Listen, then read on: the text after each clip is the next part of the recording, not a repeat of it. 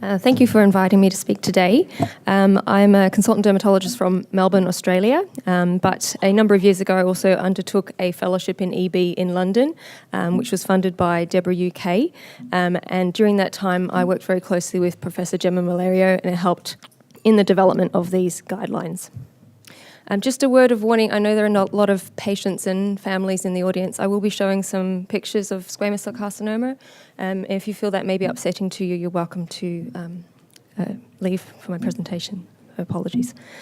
So I'm going to talk about squamous cell carcinoma in EB and briefly touch on the guidelines, the scope of the problem, the diagnosis of SCC, its staging and therapy. So why do we need SCC guidelines? Well, even very large centres of excellence may only see a handful of SCCs each year, and the experience of specific interventions and treatments are even scarcer. Most of the literature is largely single case reports and small case series, and there are no controlled trials for any aspect of EB-SCC investigation or management. So an international working group was formed, and in 2011, the best clinical practice guidelines for EB-SCC were started, involving a number of different disciplines and international collaborators.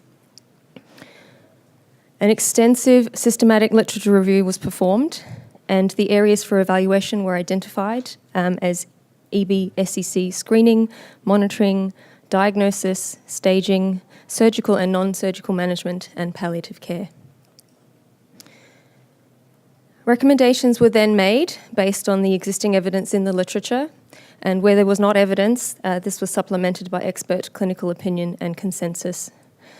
As we've seen before with some of the other guidelines, the Scottish Intercollegiate Guidelines Network, or SIGN 50 guidelines, were used to determine the strength of the recommendations and the quality of the evidence. After a number of drafts and many reviews from the international authors and collaborators, the guidelines were eventually published in 2016 in the British Journal of Dermatology.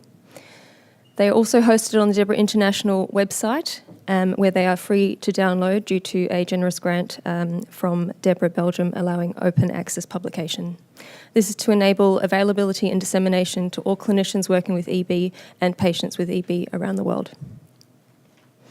So what are the scope of the problem? Well, we know it is mainly a problem with recessive dystrophic EB. Patients with severe generalised RDEB are at a 70-fold increased risk of SCC compared with the rest of the general population. It is also a potential issue in junctional EB and other forms of milder dystrophic EB. It happens at a very young age, commonly in teenage years in severe generalised RDEB, but has been reported in a child as young as 6. Most of the data that we have regarding SCC in EB comes from the National Registry data in the USA. From this data, we know that there is a cumulative risk of acquiring SCC of 7.5% by age 20 years. This increases to 80% by age 45 years. This is coupled with a risk of death from SCC of 57% at age 35 years, increasing to 87% by 45 years, making it the leading cause of death in severe generalised RDEB.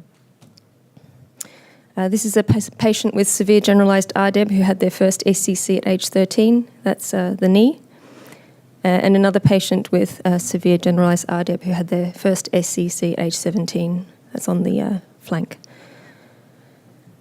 Now, we know that EB-SCCs, unlike UV-associated SCCs, occur mainly over bony prominences and limbs, particularly over areas of chronic blistering, ulceration, and scarring. This is an example over the wrist and over the knuckles of the fingers.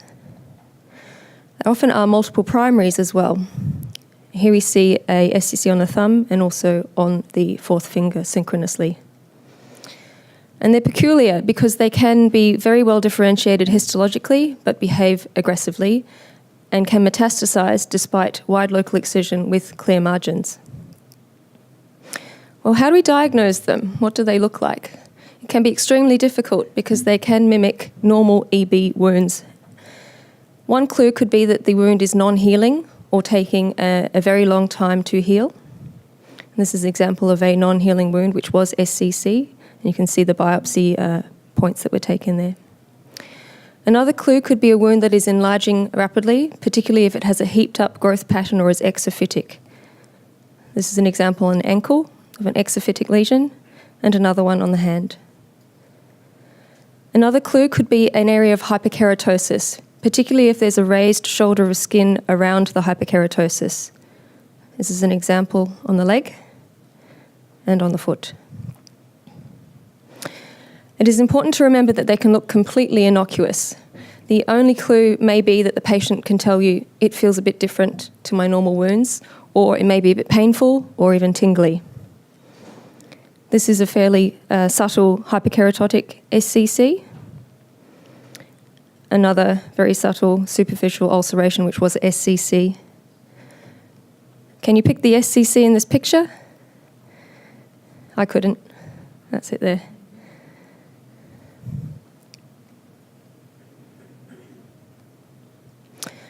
So you should have a high index of suspicion for any atypical or abnormal wound or lesion and have a very low threshold for biopsy. Skin surveillance can be difficult, and as we've seen, SCC detection can be very hard. This is another example. This is a patient's knee. He was able to describe that the area felt a bit different, but could not localize it. A number of different biopsies were taken in order to minimize the risk of sampling error. Only one of them showed up SCC. Do you know which one? It's that one there. Education and awareness of this risk is very important, and it is recommended that the issue of squamous cell carcinoma be discussed early on with parents and adolescents in the high-risk groups. Clinicians and nurses also need to be aware of this risk. The patient, parent, and carers are key in skin surveillance as they see the skin every day and are involved in its management. They need to be aware of the symptoms and signs to look for that could indicate a malignant change and know to contact their medical team as soon as possible should they have any concerns.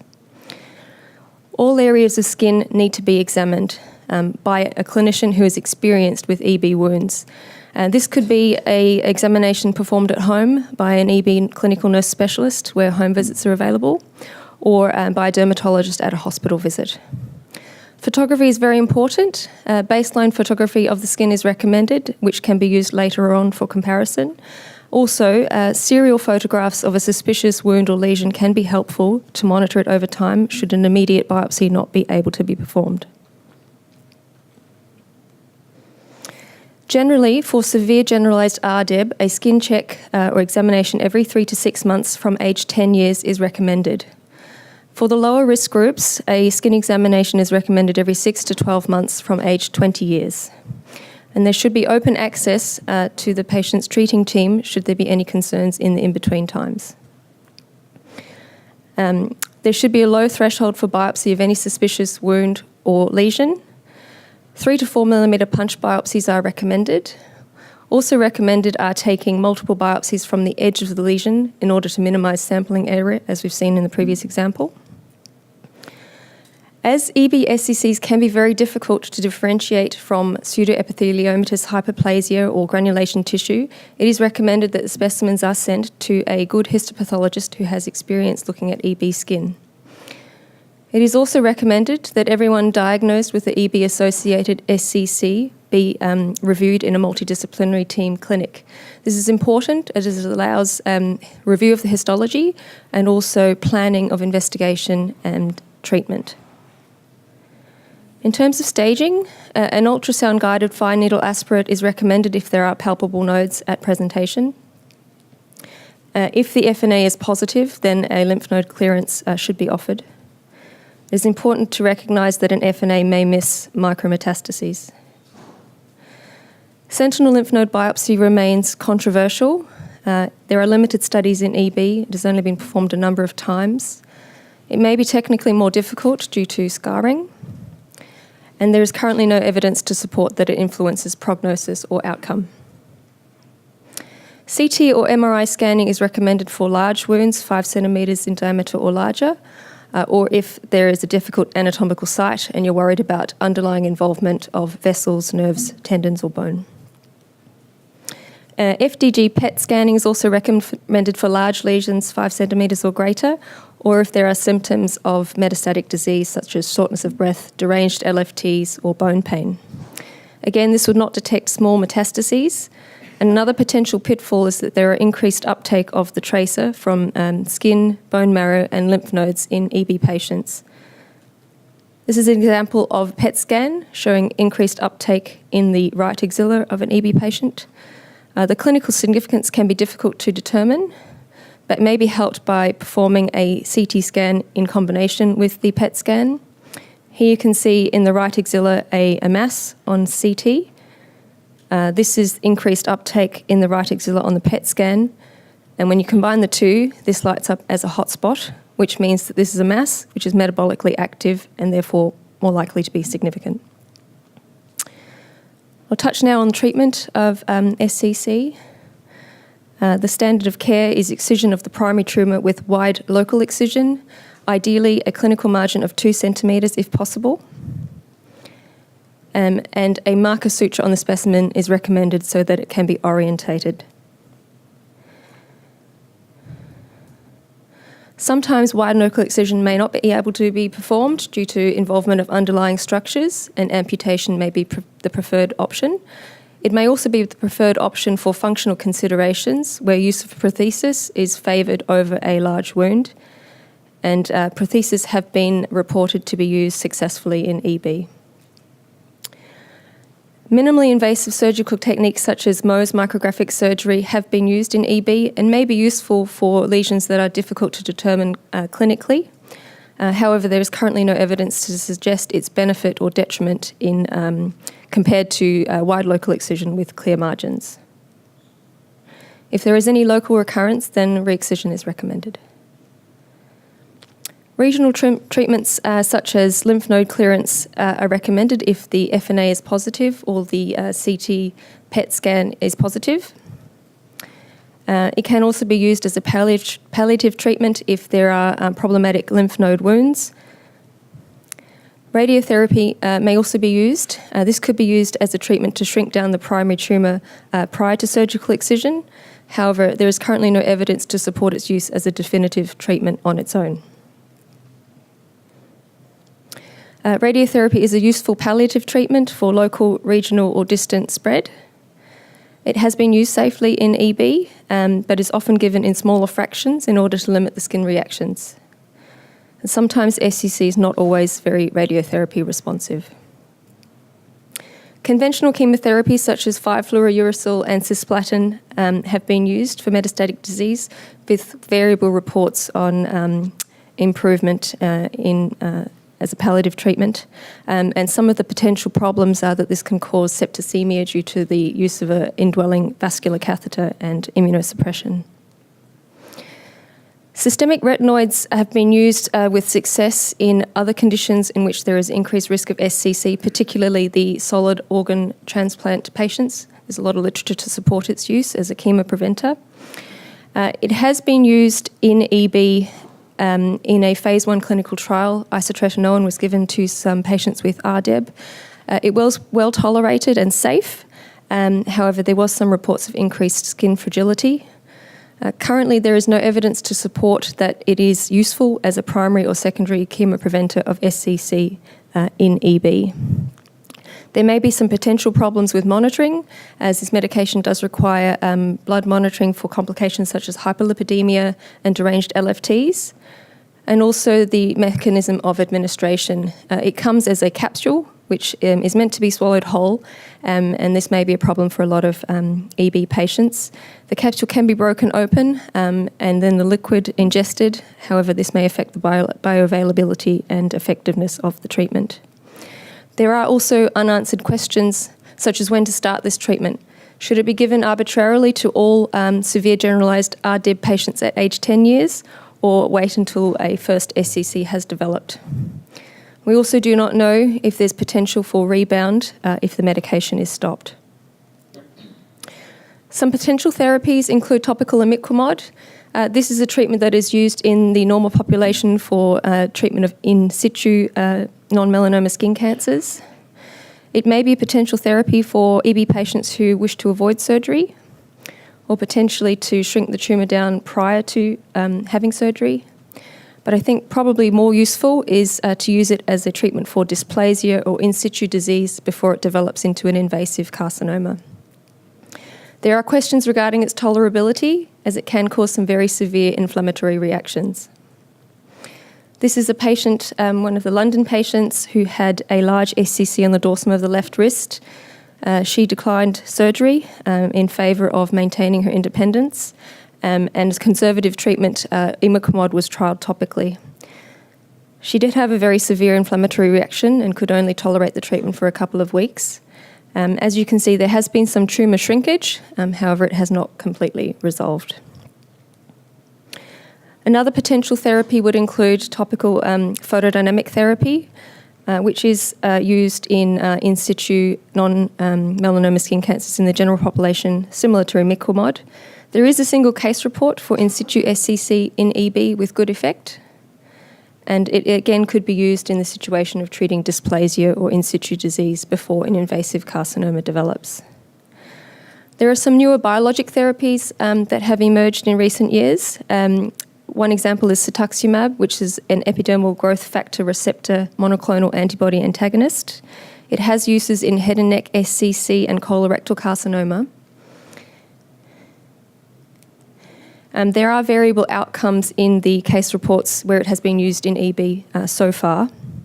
There are side effects which can be severe, including an acneiform rash and gastrointestinal disturbances. It's very expensive and may be difficult to access. And another pitfall is that IV administration on a weekly basis is required and would require the use of a long-term indwelling vascular line. Another similar medication is erlotinib, which is a tyrosine kinase EGFR inhibitor.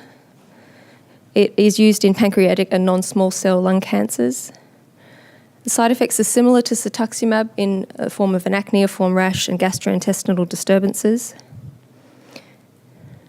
It is also very expensive, and this one is an orally administered tablet given on a daily basis, again, which could potentially cause problems with administration. So as you can see, cancer management in EB requires a multidisciplinary team of a number of different specialists and allied health personnel. But central to any holistic decision-making regarding cancer management is the patient, the family, and the carers. It is important that they are informed of all possible options, the pros and cons of each option, and are fully supported in any decisions they make regarding their cancer management. There may be times when extensive surgery is not in the best interests of the patient, nor it be a curative procedure. Also, the patient may opt for a less aggressive treatment in order to preserve function for a longer period of time. This is an example of a patient who had a large SCC on the dorsum of the right hand. This was her dominant hand, and she required it to maintain her independence and perform her activities of daily living. She declined amputation in order to maintain this independence for longer. This is another patient who has had multiple SCCs. He had a tumour which had been incompletely excised and has opted to avoid re-excision of this tumour at this point in time as it would affect his function. And he's also previously delayed surgeries because they have not been convenient to him at that time. We need to be open and honest with our patients. They need to know when the options are limited and when it is more appropriate to go along palliative lines of management. Palliative care of a patient with EB-SCC, the focus shifts more to managing symptoms, in particular pain. Opioid analgesia is the recommended analgesic, and it can be given in multiple different forms of administration effectively and safely in EB. Malignant EB wounds can be complicated by increased exudate, odour and bleeding, and this can be managed with high absorbency dressings and also dressings which contain honey, silver and charcoal to help absorb the odour. Consideration should be given to less frequent dressing changes to increase the comfort for the patient, and also possibly urinary catheterisation if they find it difficult to mobilise to toilet. Last but not least, psychological support for the patient, family and carers is paramount. I'd like to acknowledge all of the international authors and collaborators for their contribution to these guidelines, and in particular to Professor Gemma Malario, who was the project lead on the development of these guidelines and who also helped provide a number of slides for me to use today.